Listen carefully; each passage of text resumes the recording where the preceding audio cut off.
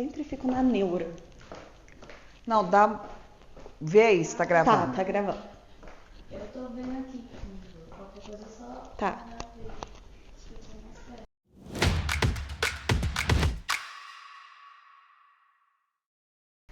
Olá, eu sou a Adriana. Oi, eu sou a Luísa. E nós somos o podcast. Quem disse que não pode? Hoje nós estamos aqui com a nossa convidada, Michele Heringer. É uma amiga muito querida, mas também uma excelente profissional que vai trazer muita informação para vocês. A Luísa vai falar primeiro sobre o tema, né, que a gente vai falar, que é um tema muito instigante, muito importante para as mulheres, e aí você vai trazer esse panorama para a gente. Michele, muito bem-vinda. Muito obrigada, querida. É uma honra estar aqui com vocês duas. Só agradecer. A honra é nossa. Hoje a gente vai debater o que o assédio moral tem a ver com a violência de gênero. Em 2023, a CGU registrou 4.000 denúncias de assédio no governo federal. Isso equivale a 17 denúncias por dia até a data apurada. E esse número só é contabilizado graças à política de incentivo de denúncias. É sabido que as mulheres estão sujeitas a sofrer 5 vezes mais assédio sexual no trabalho do que os homens. De acordo com pesquisa da FGV realizada em 2022, 56% das mulheres são desligadas após retornarem de suas licenças maternidade. Estatísticas de 2019 da Revista Brasileira de Saúde Ocupacional mostram que mulheres sofrem mais assédio moral do que homens, e 65% das entrevistadas já passaram por algum episódio de assédio. É importante a gente trazer aqui, a Michele com certeza vai saber falar um pouco pra gente sobre isso, a Convenção 190 da OIT, Organização Internacional do Trabalho, dispõe sobre a violência e o assédio, e ela os conceituou como série de comportamentos, práticas ou ameaças inaceitáveis que visam ou resultam em potenciais danos físicos, psicológicos, sexuais e econômicos. Essas condutas podem acontecer uma única vez ou de forma recorrente. Esse ano, o Brasil começou o processo de ratificação dessa convenção. E também a convenção número 100 da OIT, é importante a gente falar sobre ela, porque ela traz justamente a matéria de discriminação. Discriminação em matéria de emprego e profissão, e ela define como discriminação toda distinção, exclusão ou preferência com base em raça, cor, sexo, religião, opinião política, nacionalidade ou origem social, que tenha por efeito anular ou reduzir a igualdade de oportunidade de tratamento no emprego ou profissão. E isso traz à luz a discriminação, né, que as mulheres sofrem. De fato, a gente precisa ter uma convenção da Organização Internacional do Trabalho para dizer que essa discriminação configura como assédio. Bom, a gente está falando então de assédio moral e também do assédio sexual. Por que a gente chamou a Michele? A Michele Heringer, gente, é uma especialista no assunto, é palestrante e tem percorrido esse Brasil todo aí para poder falar sobre essa temática que ela conhece bastante. Michele tem formação acadêmica formada em Direito, pós-graduada em Gestão Pública também, advogada, servidora pública do Distrito Federal. Ela é chefe da assessoria de apoio aos julgamentos da Controladoria Geral do Distrito Federal. É também membro titular da Comissão Especial de Combate e Prevenção ao Assédio Moral e Sexual do DF e membro titular da Comissão de Ética da Controladoria, além de ser também membro da Comissão de Direito Administrativo. Muito experiente. Eu me lembro, Michele, da gente construindo o ato que disciplina essa questão no Distrito Federal, que é de vanguarda também, né? Existia já uma minuta trabalhada pela Secretaria da Mulher. Eu estava na época na Secretaria Executiva de Qualidade de Vida, Michele na Controladoria, e a gente finalizou esse decreto que traz aí não só as definições, como toda a política, estruturando melhor o ciclo de denúncias, de apuração, né, criando essa comissão especial que é inédita também. E eu fiquei especialmente feliz porque a gente realmente saiu na frente dos outros estados e até do governo federal, que só esse ano realmente veio trazer uma disciplina, a gente vai falar a respeito dela. Mas para a gente começar, Michele, eu queria que acho importante a gente colocar conceitos. E aí a gente precisa falar do conceito do assédio moral, do assédio sexual e da importunação sexual. Como que eles são caracterizados? Lógico que, ano passando, a gente vai aprofundar um pouco mais, mas só para a gente colocar esse início, ficar bem definido o que é cada uma dessas coisas. Bom, primeiro agradecer e dizer o quanto eu estou feliz de estar com vocês aqui. A Adriana é uma querida, assim, uma amiga que no ambiente de trabalho acabou nos trazendo, e o ambiente de trabalho nos proporciona muitas situações em que a gente tem esse crescimento, em que a gente pode conhecer pessoas especiais, e você, Adriana, sem dúvida nenhuma é uma delas. Então, muito obrigada pelo convite, Luísa. Também é uma honra estar aqui contigo, dividindo esse espaço de levar informação às pessoas. Parabéns pelo projeto de vocês. Estou torcendo muito pelo sucesso disso, porque já é sucesso e é exatamente isso. Vocês estão contribuindo para que as pessoas tenham, em especial as mulheres, acesso à informação e consigam romper todo tipo de violência, discriminação e entendam realmente o valor que cada uma tem diante da sociedade, à frente da família, no trabalho, e ganhando ainda mais musculatura esse assunto para a gente realmente conseguir vencer junto.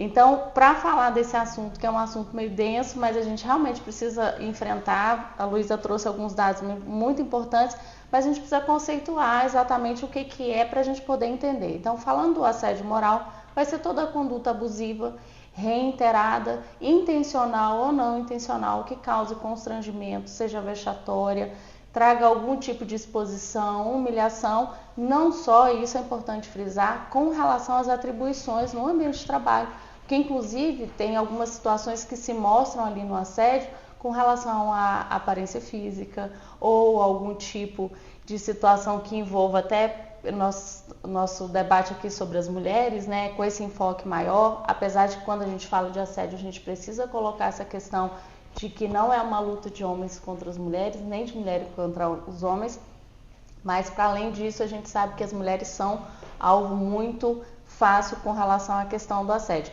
Mas essa perspectiva até da aparência, do comportamento, das opções e escolhas pessoais que são colocadas. Então, o assédio moral ele vai estar em torno disso, desse constrangimento, de algo vexatório, que venha a reiteradas e sistemáticas atitudes ali expondo aquela pessoa a qualquer tipo de situação que cause esse sofrimento psicológico, tá? E obviamente isso tem um impacto não só do ponto de vista físico, mas do ponto de vista emocional também.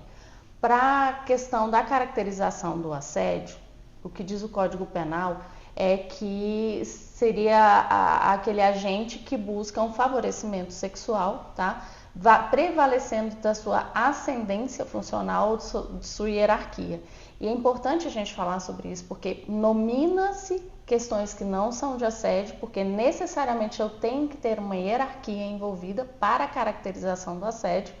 Estou falando do ponto de vista penal. Do ponto de vista do servidor público, a penalização administrativa é a mesma, tá? E com relação à questão de ser de mesma hierarquia também, há a caracterização para o assédio. Mas do ponto de vista penal, a gente entende que tem que ter um poder de hierarquia, uma ascendência funcional. Por que eu estou falando isso? Porque até do ponto de vista, e aí a gente está falando para todos os públicos, né, da iniciativa privada, para uma rescisão contratual, também a gente tendo a caracterização, é uma justa causa, demissão por justa causa, tá? Uhum.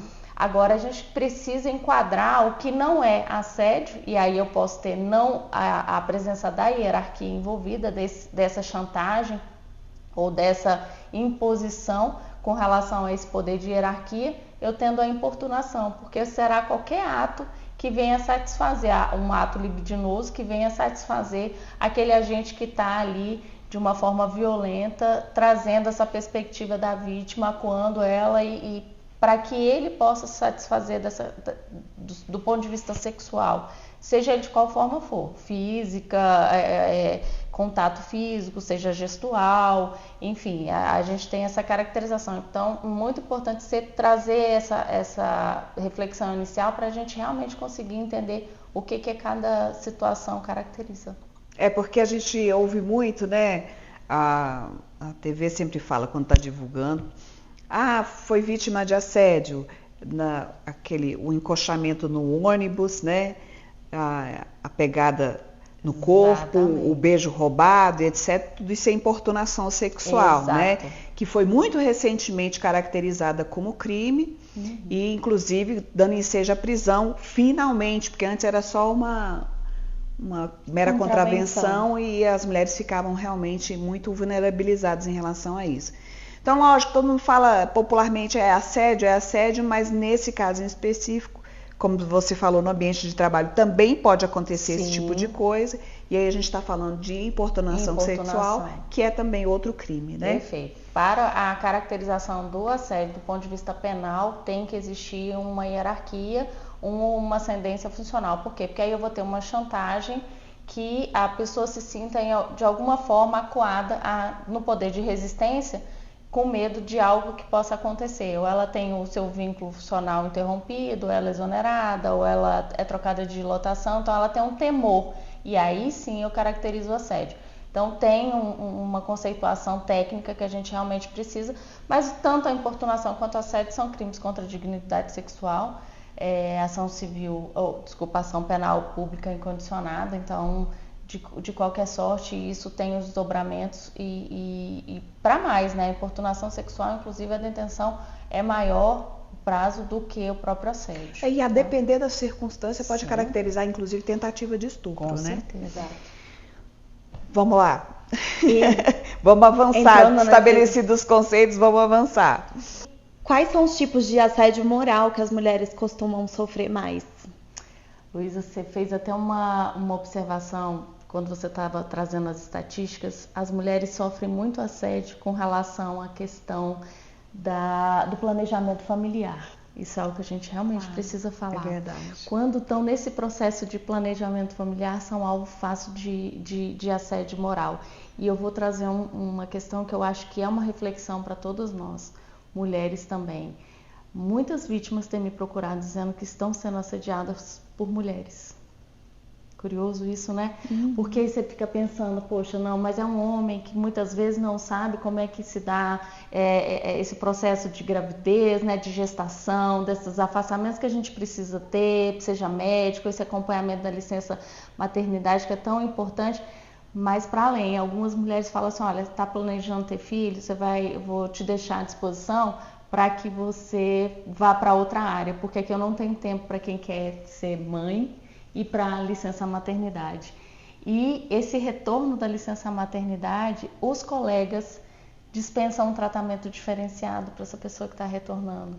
Imagina esse processo, né, que você está ali, você ter que deixar teu filho em casa, tua filha em casa, né, tão pequeno, ou com uma profissional que você ainda não tem aquela confiança, ou você tendo aquela rede de apoio, ainda não é você que está cuidando, esse processo ainda da amamentação, e você tem que voltar para o teu trabalho depois desse processo de afastamento, e você ser mal recebida, é como se você estivesse de férias. Eu costumo falar que é como se você estivesse de férias na Disney. Mas muita gente fala isso, né? Quando a pessoa retorna da licença maternidade, fala, como foram as férias? Pois é, exatamente. Como se o trabalho, a gente volta para a questão do trabalho invisível, né? Como se o trabalho invisível que as mães executam ali, a casa acontece num passe de mágica, né? Não tem uma mulher ali fazendo as coisas funcionarem, não. Verdade. E aí descansou muito? Pois é, tudo que você não faz é descansar. Essa Grécia que é a grande verdade.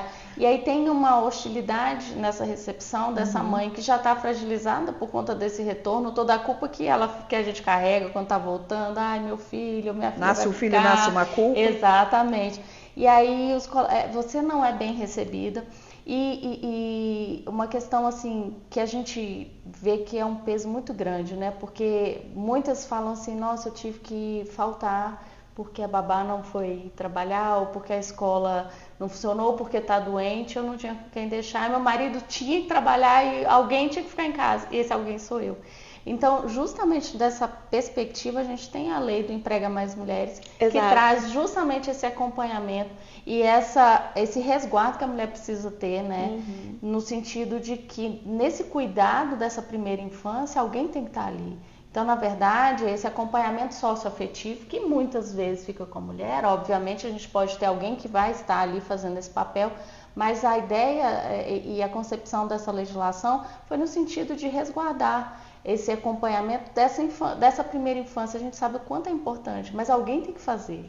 E é a mulher que vai estar trabalhando que muitas vezes vai ter que fazer, porque se alguém tiver que abrir mão de não estar no trabalho, com certeza vai ser a mãe. E entra aí uma questão muito sensível, que é a OMS recomenda no mínimo 6 meses de amamentação. E a maioria das empresas não tem, até as empresas amigas da criança, né, que dão essa licença maternidade de 6 meses, mas a maioria das empresas ainda dá só 4 meses.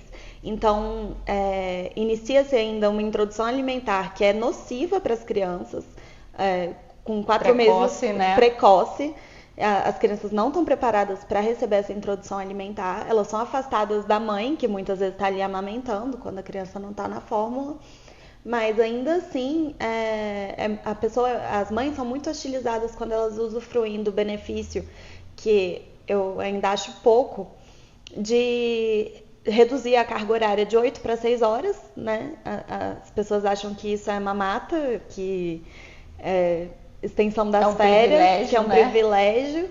E tem também tem gente ainda que impõe os 30 minutos, né, para você amamentar, como se isso fosse suficiente para a pessoa ter o deslocamento, para ir para casa dela, amamentar, para retornar. E as mulheres que, quando retornam ao trabalho, elas vão entrar nessa fase de usufruir da redução de jornada para poder estar mais presente na primeira infância dos filhos, elas são, de fato, tidas como preguiçosas, agora que tem filho não quer mais trabalhar. É muito crítico isso. E são muito cobradas nesse sentido, né? Então, muitas relatam o seguinte: eu fui dar notícia para o meu chefe que eu tô grávida, falo assim, nossa, de novo, ou meu Deus, agora, nesse momento. E aí, às vezes, até uma promoção que poderia aparecer, algo que ela poderia ter uma ascensão ali profissional, muitas vezes fica prejudicada em razão dessa questão. E aí, quando o cara vai dar notícia, o pai, e eu falo assim, nossa, que bom, a gente vai ter uma oportunidade para você, porque agora, então, você é pai de família. Exato. Você precisa aí sustentar a tua família. Então, veja que a perspectiva do peso é muito diferenciada ainda. Então, tem, nessa questão do assédio moral, Luísa, voltando assim ao gancho da nossa pergunta, é justamente isso. O que eu tenho visto com essa questão do assédio moral muito intensificado é com relação ao planejamento familiar e desse cuidado todo que a mulher tem, não só com os filhos, mas às vezes com o pai adoentado, com algum familiar que tem que acompanhar, com alguém idoso, porque isso sobrecarrega. E tenho, infelizmente, visto algumas mulheres que estão optando por sair do meio profissional para se dedicar a esses cuidados, seja dos filhos mais novos, ou seja de alguém que realmente demande esses cuidados na família. Tem até quem fale que as mulheres são muito empreendedoras, que elas estão muito, assim, um índice altíssimo de mulheres empreendedoras, mas porque realmente elas têm dificuldade de se manter no trabalho, e aí a única opção que acaba sobrando para ela é tentar empreender de alguma forma, para ela conseguir conciliar esse universo da maternidade com o trabalho, né? Perfeito. A economia do cuidado, né, que a gente chama, as mulheres são responsáveis são as maiores responsáveis pelos cuidados da família como um todo. E na pandemia do Covid-19 isso se evidenciou muito, porque as mulheres passaram a cuidar das crianças que estavam em casa integralmente para elas poderem continuar estudando, então esse trabalho recaiu sobre as mulheres. As pessoas da família que acabaram com alguma sequela em home care. Esse home care, além dos profissionais, tem também um cuidado majoritariamente das mulheres. Mas voltando para a questão do assédio moral no trabalho, eu acho que vale a gente falar também daqueles assédios típicos que a gente sofre enquanto mulher. O gaslighting, o mansplaining. E na minha experiência profissional eu já passei muito por isso. E também pelo etarismo. O gaslighting seria quando você é levada a crer que você está louca, né? Mas ela tá de TPM. Mas não foi isso que eu disse. Não foi isso que eu quis dizer. A pessoa, às vezes, é hostil com você, te trata mal, te ofende, e quando você confronta ela falando, você falou isso sim, a pessoa fala, você deve estar ficando louca. Que mulher nunca escutou que tá ficando louca, né? Sim. E o mansplaining é quando você é autoridade num assunto e chega um homem para te explicar o que é aquilo. Ele vai te dar uma aula sobre uma palestrinha sobre o que você é especialista. Porque com certeza ele deve saber mais do que isso. Quando não, na reunião você dá a ideia, o homem repete a ideia e todo mundo considera que a ideia foi dele, né? Se chama manpropriating. E são muitas as violências que a gente sofre nesse sentido. E a questão do etarismo, muitas vezes quando você é jovem e ocupa uma posição de gerência, muitos homens e mulheres também não aceitam ser subordinados, né? Então, mas ela é novinha, então fez o teste do sofá para poder conseguir esse emprego. Certeza. Certamente ela teve algum encurtamento aí no caminho para ela conseguir. Eu não vou responder às ordens dessa pirralha.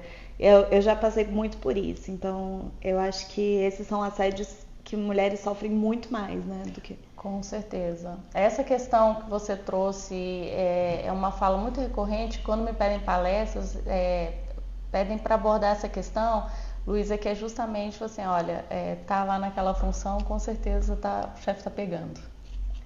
Então, te menospreza, né? Te desqualifica, não sabe quanto você investiu, quanto você é capaz, das suas atribuições.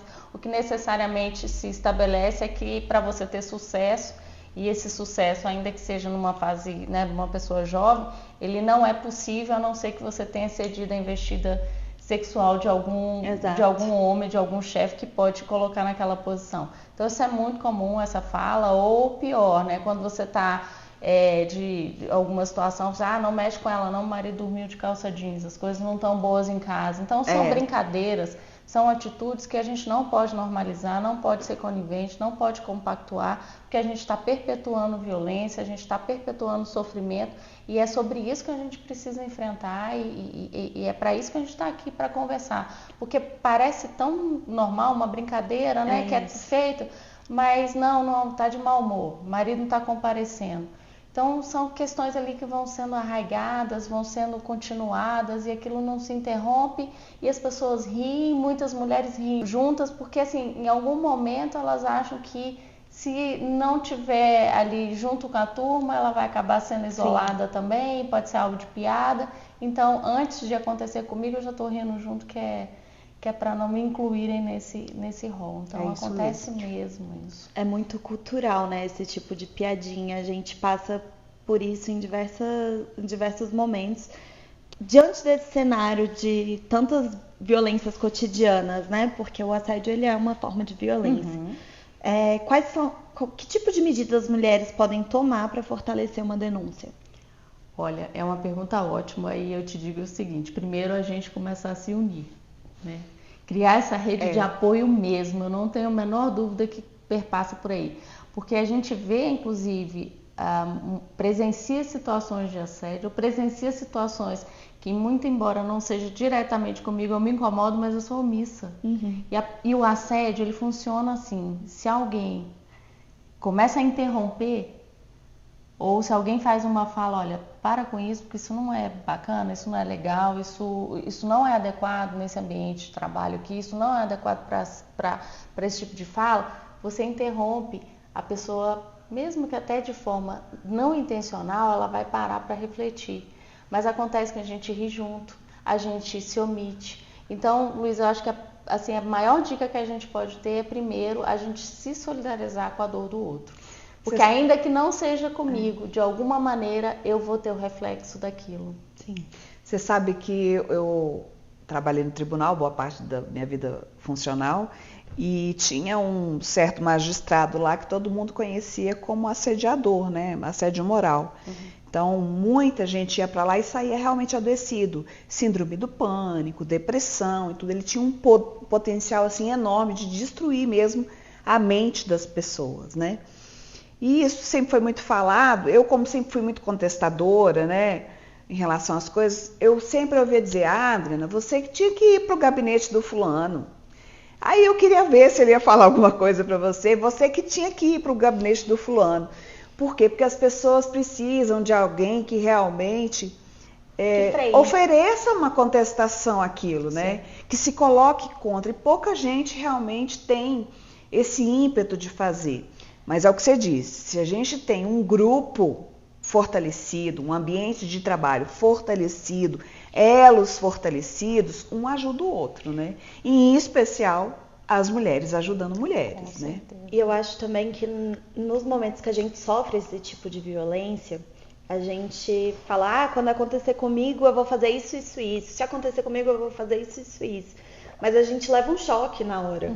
E é difícil reagir. Então, assim, se a gente se munir de informação, a gente se preparar, a gente se solidarizar, criar essa rede de apoio e de diálogo, isso vai se fortalecendo. Mas há também que se pensar que isso é uma cultura organizacional que deve ser fortalecida. As instituições públicas e privadas, elas precisam dar um respaldo de que se aquela pessoa denunciar, ela não vai ser linchada, ela não vai sofrer retaliação. Porque muitas mulheres têm receio, elas são arrimo de família, elas têm filho para criar. E eu que nunca tive filho para criar e sou filha da minha mãe, por exemplo, todas as vezes que eu passei por uma situação de assédio, eu não deixei barato. Então, e assim, já foram muitas para minha curta vida profissional de 10 anos. Eu posso enumerar pelo menos 10 situações de assédio moral e sexual que eu passei. E em todas elas eu me posicionei. E eu acho que uma das questões de assédio moral que a gente tem visto muito hoje em dia é a saúde mental. Que as pessoas não estão preparadas para lidar com uma sociedade adoecida. As pessoas têm crise do pânico, as pessoas têm crise de ansiedade, as pessoas não estão aptas a trabalhar todos os dias. E quando se evidencia uma crise, quando uma pessoa está passando por um momento desse de depressão, nossa sociedade, depressão é a doença mais comum do século XXI, e quando a pessoa está passando por tudo isso, é muito difícil ela receber o apoio profissional, né? Com certeza. Vocês trouxeram várias abordagens bacanas aqui.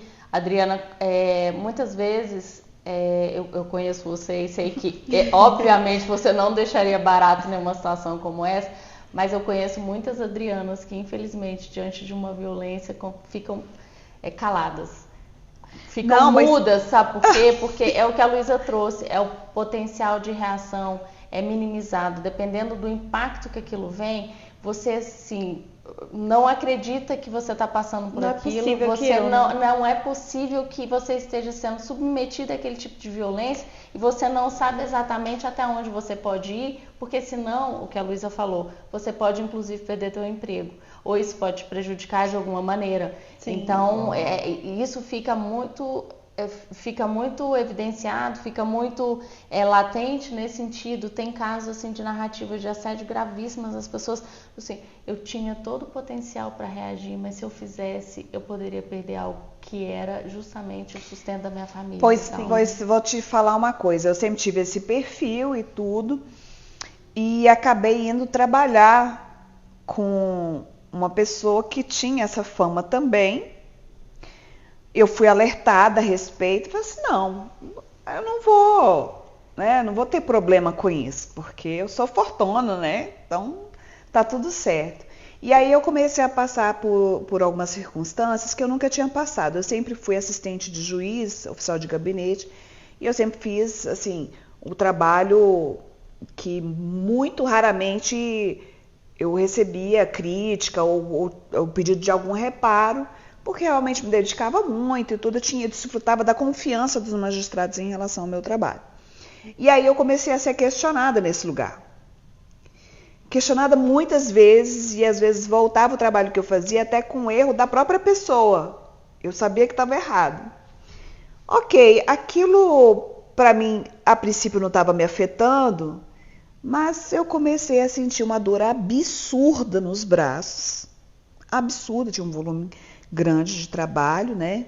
Que a gente chama de Dort-Ler, que ela não é só do esforço repetitivo, mas ela é principalmente do psicológico. Então eu senti uma dor muito intensa e eu já conhecia essas características, eu fui da Comissão de Qualidade de Vida de lá.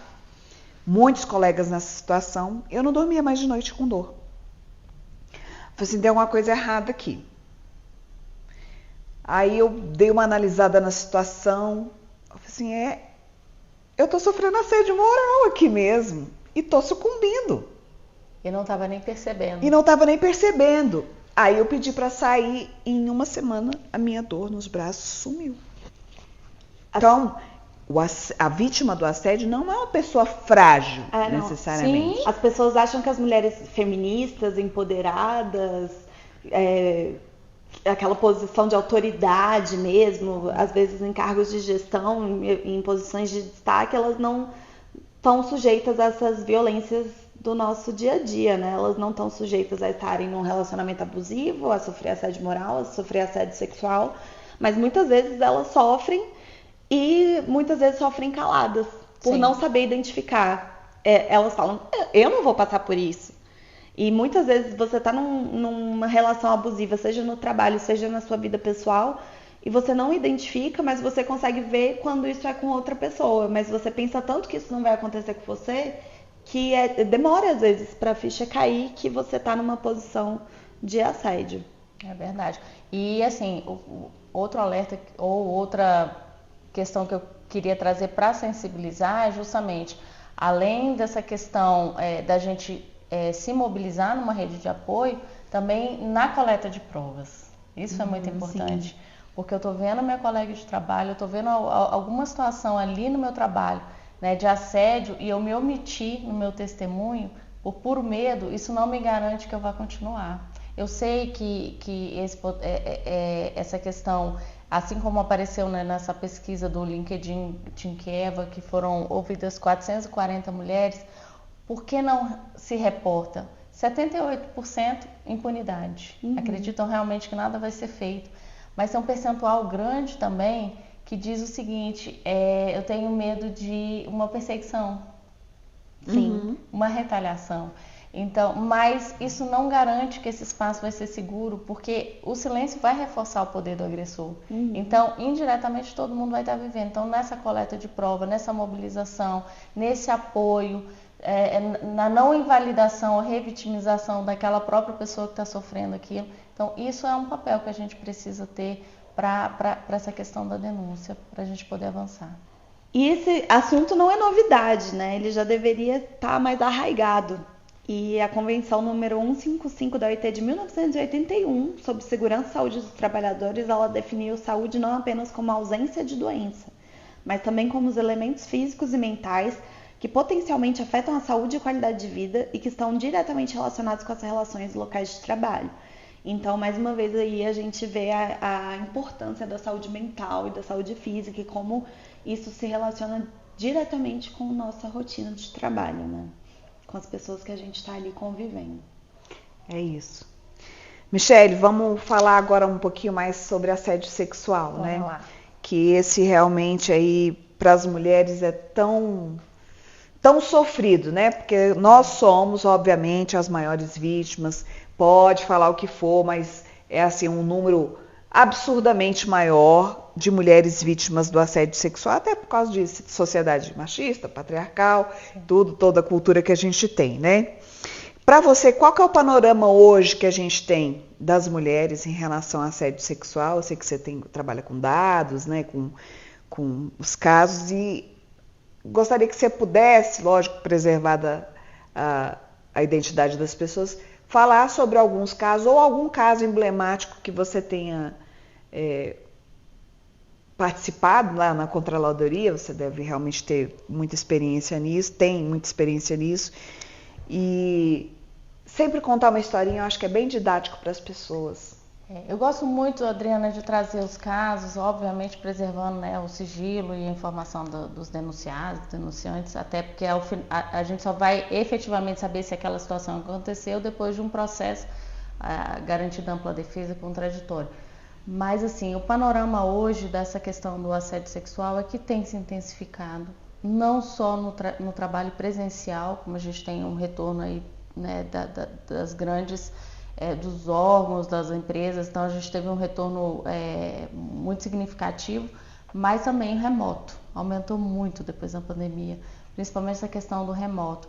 Reuniões que são marcadas depois do horário de trabalho, e aí quando abre a tela, o chefe está sem camisa, com uma taça de vinho, pergunta se a pessoa está só, ou a própria chefe também às vezes está de camisolas, pergunta se incomoda porque ela já está em casa. Então são coisas assim tão absurdas, né? Mas Com relação às mulheres vítimas do assédio sexual, o que eu tenho percebido? Que isso tem se intensificado. E, obviamente, as mulheres, isso é estatístico, elas são o maior percentual, elas são as vítimas desse tipo de crime, porque assédio é crime. Então, dentro dessa perspectiva, uma perseguição, uma pressão muito grande para sucumbir a essa lascívia, né? Esse favorecimento sexual que se estabelece também entre colegas, e aí a gente vai estar, do ponto de vista penal, como eu volto a falar, a gente pode estar na importunação sexual, mas do ponto de vista administrativo e para fins de CLT também, a gente tem um assédio entre colegas de trabalho, narrativas, envio de mensagens, aplicativo com mensagens de nudes, dupla interpretação, contando experiências sexuais que tiveram com as mulheres para além do trabalho, então cria aquele clima de pornografia, piadas com dupla interpretação, então isso tem sido muito comum, né? E muitas vezes até a chefia não interrompe esse tipo de fala dentro do ambiente de trabalho, né? Então, assim, eu tenho vários casos que eu poderia, infelizmente, tenho vários casos para trazer, mas teve um que me chamou muita atenção, que foi o seguinte, foi uma funcionária, era na iniciativa privada, naquele espaço ali o chefe dela era uma pessoa muito influente, né, muito conhecida até nacionalmente, e ela suportou esse processo de assédio sexual, porque todas as vezes que ela entrava na sala para despachar com ela ficava de pé, a porta ficava aberta, ele dava a volta na mesa dele, agarrava ela por trás e tocava as partes íntimas dela e agarrava ela, e ela tentando se sair ali, todas as vezes que ela precisava entrar, ela já entrava querendo chorar, desesperada, porque ela ia ter contato com ele. Então ela passou isso durante 8 meses, e aí você pode se perguntar, como é que a pessoa consegue suportar isso por 8 meses? Ela tinha um marido que estava com uma doença terminal, e ela tinha um plano de saúde. E ela pensava o seguinte, bom, primeiro eu sou a única que leva esse sustento para dentro de casa, porque na situação que ele está não tem condições. E o plano de saúde, ele não pode perder o tratamento, então eu vou ter que me submeter. Primeiro, como é que eu vou denunciar essa pessoa? É uma pessoa que é conhecida, respeitada, poderoso, influente, como é que eu vou romper isso? Até que chega um ponto, assim como todas as vítimas, você não consegue mais controlar suas emoções. E todas as vezes que ela saía da sala dele, ela saía chorando. E aí é que eu falo da rede de mobilização. Todos viam, mas ninguém fazia nada. Porque o temor era muito grande. Sabia que algo não estava acontecendo, não estava bem. E aí eu até questiono, será que as outras mulheres que estavam ali também não estavam passando a mesma coisa? Sim. Até que um colega fez a abordagem e falou, olha, alguma coisa não está bem. Eu percebo que você está muito angustiado, você vive chorando, alguma coisa na sua família, a gente pode te ajudar. E ela, num ato de desespero, acabou se abrindo para esse colega, inclusive até com temor dele se voltar contra ela e levar a narrativa para o chefe. Enfim, ele falou, não, vou te ajudar.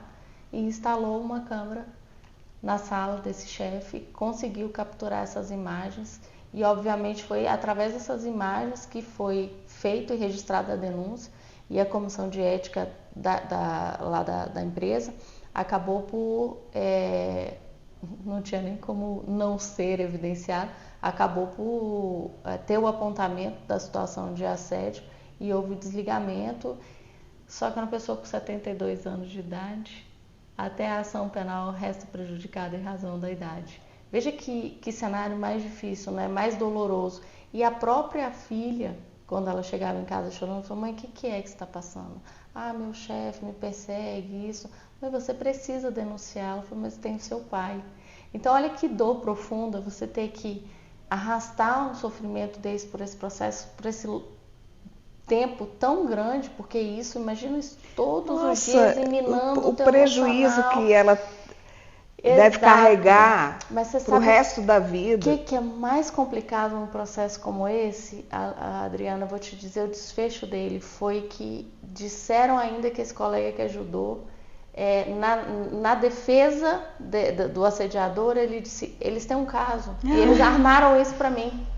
Então, eu preciso desqualificar a palavra da vítima, eu preciso causar uma situação em que ela entre no descrédito, para que efetivamente eu não esteja nem me defendendo mais dos fatos.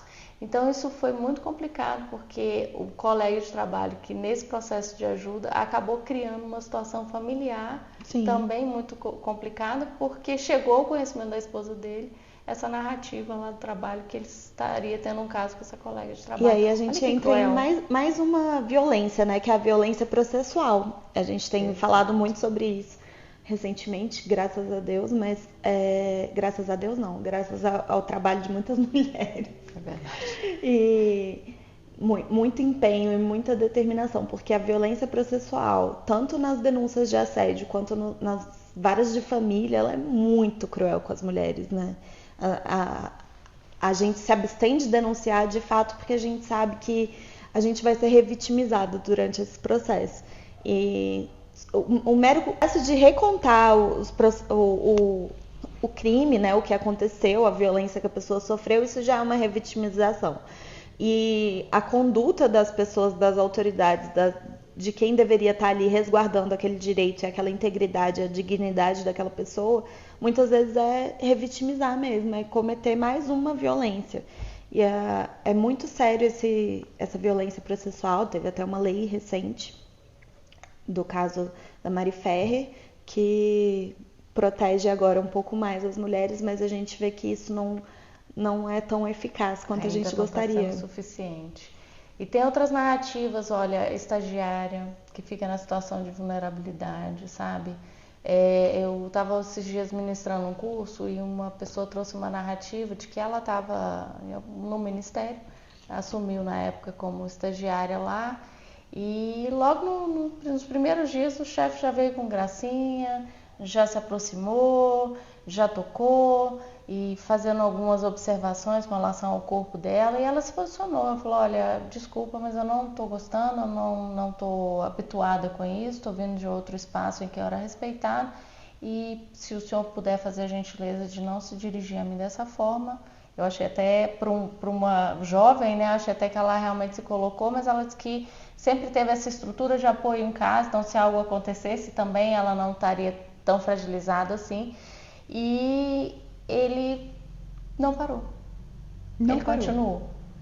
E aí ela falou: bom, eu avisei para ele. Aí ela sofreu de novo aqueles abusos todos. Ela procurou a supervisora do estágio. Falou: olha, tá acontecendo isso, o chefe tal tá fazendo isso. Eu não gosto, eu acho que isso é assédio e eu realmente estou trazendo a situação porque eu acho grave. Ah, não, pode deixar que amanhã a gente vai ver o que faz, você vai para casa, descansa, dorme. Como assim, vai passar, né? Você tá doida, não dá tanta importância. No dia seguinte, quando ela chegou para trabalhar, você não trabalha mais aqui com ele, você trabalha em outro setor. Ah, sim, é o remanejamento, né? Mas eu tiro a vítima, coloca outra vítima. Continuo deixando o agressor lá e vou só trocando as vítimas. Tudo muito confortável sempre para o agressor, né? Exatamente. Sempre confortável. Muitas vezes num ambiente extremamente masculinizado, e não só por isso, porque tem homens extremamente respeitosos, trabalham com pessoas que estão assim realmente em altíssima conta e nunca tiveram esse tipo de conduta, mas além desse ambiente masculinizado, esse comportamento predador, que é assim que eu classifico um assediador sexual, e já se sabe que aquilo é daquela forma e fala: não coloca a mulher lá não coloca a mulher porque vai dar problema. Então, é a cultura do estupro. Exatamente.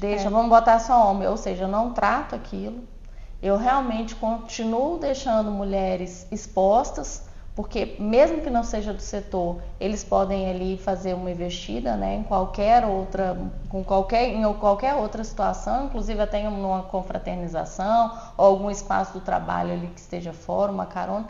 Enfim, assim, a gente tem realmente visto isso sim, uma larga escala, se mostrando real, assim, no cotidiano acontecendo e para mais. Condutas sendo banalizadas e normalizadas, o que é pior para mim. E a gente vê a culpabilização das mulheres até mesmo naqueles códigos de vestimenta, né? Sim. Por favor, não venham com decote, não use blusa de alcinha, não saia, tem que ser abaixo do joelho, porque os homens não vão se controlar perto de vocês. Então vocês têm que saber se vestir. Porque a gente não vai repreender o comportamento deles. Eu trabalhei num lugar que era ultrajante, assim. Uma das secretárias costumava ir de vestido, soltinho e tal, nada de demais. Mas todos os homens, no horário que ela ia embora, eles se alinhavam no corredor para vê-la sair, se dirigir ao elevador. Imagina que atitude. Todos os dias. Isso é assédio. Isso é assédio. Se o chefe estava lá, a gente já caracteriza. Se não, importunação, com certeza o enquadramento seria esse. Porque esse ambiente ele precisa ser seguro, inclusive, e saudável. E esse tipo de comportamento ele é inaceitável dentro do ambiente de trabalho. Você falou de caracterização, Michele, e aí me lembrou também de como a gente faz para fortalecer as denúncias em relação ao assédio sexual, que a gente sabe que é tão difícil de comprovar, porque geralmente acontece num ambiente em que está só aquelas duas pessoas ali, né? Você chegou a citar esse caso dela ter aberto para um colega de trabalho, ter recebido apoio. Sim. Mas para a caracterização de denúncia, quais as dicas que você daria assim, para a gente poder conseguir levar a cabo uma denúncia realmente? A coleta de provas ela é sempre um assunto muito espinhoso quando a gente fala em assédio, seja ele moral ou seja o sexual. O moral, eu costumo dizer o seguinte, que uma hora ou outra o assediador ou a assediadora vai deixar um rastro ali e a coisa vai aparecer. Já no sexual a gente tem uma situação mais velada. Então é algo que realmente acontece ali às escuras, às espreitas, né? Você percebe se tem uma câmera capturando imagens, se tem algum colega, se alguém está ouvindo, enfim. Então, Adriano, o que a gente precisa realmente nesse sentido é primeiro buscar ver se a gente tem essa rede de apoio para que inclusive os colegas possam ajudar nessa coleta. Mas a captura de imagem, por exemplo, ambiental, é algo que a gente hoje tem com uma facilidade muito grande ao alcance do celular. Então, infelizmente, a gente vai ter que se valer, ou felizmente, a gente vai ter que se valer desses recursos para provar. Agora, o que é mais doloroso numa vítima de assédio, o que eu acho mais complicado de lidar você tem que provar o que você está falando. Então, o ônus da prova vai incumbir a quem está alegando. Veja, eu estou sendo vítima, eu estou passando uma situação crítica dentro do meu ambiente de trabalho, eu estou sendo exposta, o meu psicológico e o meu emocional estão completamente fragilizados e eu ainda tenho que provar. E qual que é a legitimidade dessas provas? No caso de tanto assédio moral quanto sexual, se a gente gravar? Captura de imagem ou áudio, né, gravação de áudio, desde que eu faça parte da conversa, não tem problema nenhum. Essa prova é lícita, aceitável, tanto na esfera administrativa quanto no judiciário, né, no plano judicial, e eu só não posso fazer uma interceptação sem autorização dos participantes. Então, se eu faço parte e se eu estou ali naquele processo de coleta de provas, se eu sei que meu chefe vai me abordar, se eu sei que minha chefe vai me abordar de alguma forma e eu já estou ali me preparando, eu posso lançar a mão de um celular, começar a gravar a conversa e para mais, posso instalar alguma câmera ou deixar um celular. Eu vou contar um caso de uma situação em que a servidora estava trabalhando essas estações de trabalho, que ela levantou assim a cabeça para dar uma esparecida ali, estava digitando, ela olhou para o chefe dela e ele fez um gesto obsceno para ela. E ela disse que foi tomada de um assombro horroroso, que ela falou assim, meu Deus, isso não está acontecendo, eu estou ficando louca, porque muitas narram isso, né? Eu estou ficando louca, isso não aconteceu, não é possível. Ele fez e parou, no mesmo momento, abaixou a cabeça e continuou trabalhando, como se nada tivesse acontecido. E ela ficou com aquilo, uma angústia, incomodada, disse que naquele dia ela não conseguia mais trabalhar.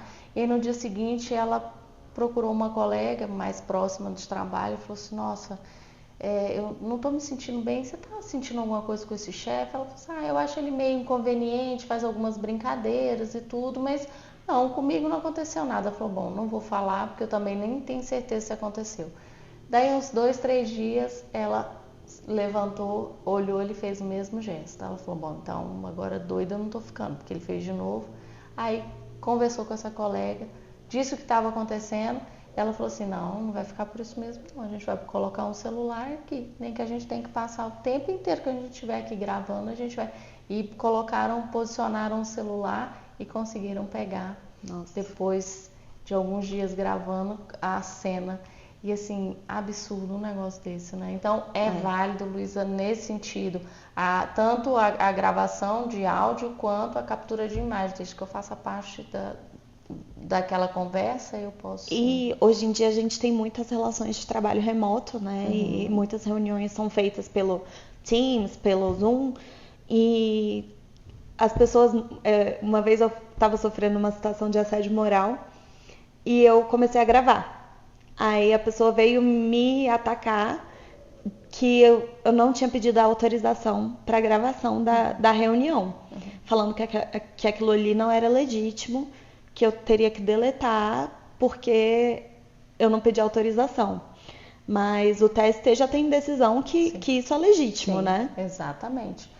E para mais, se você percebe que realmente aquelas pessoas, inclusive, nem vão te apoiar, eu nem gravaria pelo aplicativo ou pelo sistema que você está usando. Eu teria uma outra forma, outro recurso de gravar, sem que ao menos eles tomassem ciência disso. Porque a hora que você começa a gravar, eles trava, são... né? Exatamente. Então, a gente tem que se municiar, porque assim, provar o assédio não é algo fácil. Não mesmo. É muito complicado, principalmente o assédio sexual. Agora... Pior é quando você traz prova e ainda é questionado. Não, aí é com certeza. Sim, mas é uma coisa que a gente precisa trazer só para reforçar que, embora seja um crime que aconteça as espreitas de uma forma velada, a palavra da vítima tem um peso muito grande. Então, até para fins de apuração, seja no âmbito administrativo ou judicial, tem técnicas para efetivamente... se comprovar ali que muitas situações só se traz com a narrativa da vítima, mas ela é ouvida mais de uma vez, às vezes 3, 4 vezes, ela mantém a mesma narrativa, não tem nada que seja incongruente, muito pelo contrário, às vezes o que o autor ou a autora traz como narrativa efetivamente não é algo que se aproxima de uma realidade. Então, sim, a palavra da vítima tem, principalmente nos crimes contra a dignidade sexual, um peso muito maior, e se assim não fosse, a gente estaria numa situação mais dramática. Agora, obviamente, a gente tem magistrados e entendimentos que ainda estão muito longe dessa situação de validar a palavra da vítima como um único meio de prova. É verdade. E a gente vê que as denúncias estão aumentando, isso se dá muito em relação ao advento das novas legislações, né, de assédio. A Lei 14.540, de abril de 2023, ela instituiu o Programa de Prevenção e Enfrentamento ao Assédio Sexual e demais crimes contra a dignidade sexual e a violência sexual no âmbito da administração pública direta e indireta federal, estadual, distrital e municipal.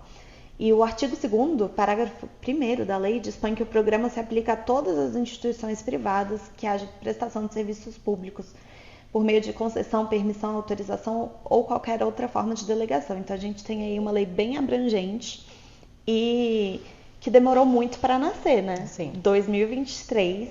Quantas pessoas aí estavam vivendo isso sem respaldo? E você mencionou o programa Emprega Mais Mulheres, que é outra legislação também do final do ano passado, de setembro de 2022, Lei 14.457, ela dispôs sobre as medidas de prevenção e combate ao assédio sexual e outras formas de violência no âmbito do trabalho, a fim de promover um ambiente laboral sadio, seguro e que favoreça a inserção e a manutenção das mulheres no mercado de trabalho. São legislações importantíssimas que coadunam também com uma iniciativa da ONU lançada em 2008, chamada Unite by 2030 to End Violence Against Women Campaign, que instituiu o dia 25 de novembro como Dia Internacional para a Eliminação da Violência contra as Mulheres. E, nesse sentido, o que as pessoas, tanto homens quanto mulheres, podem fazer para, de fato, criar um ambiente laboral mais seguro? Olha, eu acho que a gente já abordou isso aqui e é bom reforçar, né? Que é justamente essa rede de apoio. E até a lei que traz essa questão do Emprega Mais Mulheres, ela traz a necessidade da CIPA, né? Tá com essa questão da capacitação, pelo menos a cada 12 meses, ou seja, eu sempre falo isso como especialista. Eu acredito que a única forma de prevenir a ocorrência do assédio é por meio do conhecimento, é por meio da informação. Então, estimular, cobrar dos gestores, trazer pautas, principalmente que a gente está com um espaço muito maior, né, Adriana, de falar de qualidade de vida, e essa realmente tem sido uma bandeira, não só a questão da saúde mental, mas abordar essa questão do assédio. A CIPA, hoje, a Comissão Interna de Prevenção ao Assédio e Acidente de Trabalho, então você vê que isso está ganhando uma musculatura ainda maior. Então eu realmente acredito que a gente vai conseguir ter um ambiente mais saudável, inclusivo, né, e respeitoso, quando a gente também se sentir um agente ativo nesse processo de mudança. Eu não delego isso para o meu chefe, eu não delego isso para o governador, para o presidente, para o prefeito, para quem quer que seja. Eu entendo o meu papel, eu realmente começo a me responsabilizar pelas minhas atitudes, pelo meu comportamento, cobrar esse comportamento dos demais colegas. Então, a gente, no nível de estratégia de prevenção ao assédio, a gente tem o organizacional, que são as políticas, como você bem colocou no início, a honra que eu tive de fazer parte desse processo junto com você, dessa construção de todo esse programa de enfrentamento. Então, é o organizacional. Eu preciso fortalecer as lideranças que realmente entendem o papel da sua responsabilidade com esse foco no bem-estar, para que eles consigam mobilizar esse coletivo para que eu não deixe ninguém exposto. Então, são estratégias que a gente realmente vai avançando para que a gente tenha um ambiente de trabalho respeitoso, que a gente se sinta bem trabalhando, que apesar da rotina, das dificuldades que a gente enfrenta de administrar tanto a vida pessoal quanto a questão do trabalho, para que a gente efetivamente se sinta parte, que a gente entenda o nosso papel de contribuição, se sinta útil, se sinta validado, e eu acredito que é uma mudança comportamental que tem que acontecer, já está acontecendo. Não bastam só as legislações, a gente precisa começar a aplicar isso também no nosso cotidiano, um processo de responsabilização, entendendo que muitas situações, às vezes, de conflito, mal entendidos, precisam ser resolvidas também, e porque pode ser uma porta de entrada do assédio. E eu costumo dizer nas minhas palestras, nas minhas capacitações, a gente precisa abandonar a quinta série. A gente saiu dela, ela continua na gente. Verdade. Até de comportamento verdade, mesmo, não só nos conflitos, mas em posicionamento como esse. A gente precisa agir, exatamente, entender que a gente é profissional, que nós somos adultos, que a gente tem condições de resolver e cobrar da gestão mesmo, processos, mapeamentos e apoiar mesmo a instituição. Eu vejo muitas instituições, muitos órgãos públicos trazendo pesquisas de clima organizacional e os servidores ou os funcionários acabam não colaborando com as suas contribuições, que são tão necessárias para muitas vezes você mapear e às vezes identificar questões que não estão sendo vistas pela gestão. Então é isso, a gente é um agente ativo e é para ontem a nossa mudança. E aí não é o sol do colega, é a minha também. Sim. A gente precisa rever e falar assim, olha, de repente eu brincava de certa forma, mas isso não tem mais espaço, não é tolerado, embora eu não concorde, ok, com isso, são opiniões pessoais, eu realmente preciso me adequar e eu preciso apoiar as pessoas que efetivamente estão passando por uma situação em que estão sendo expostas ou vítimas. E as consequências a gente sabe que podem ser as mais devastadoras. Nosso episódio, infelizmente, está chegando ao final.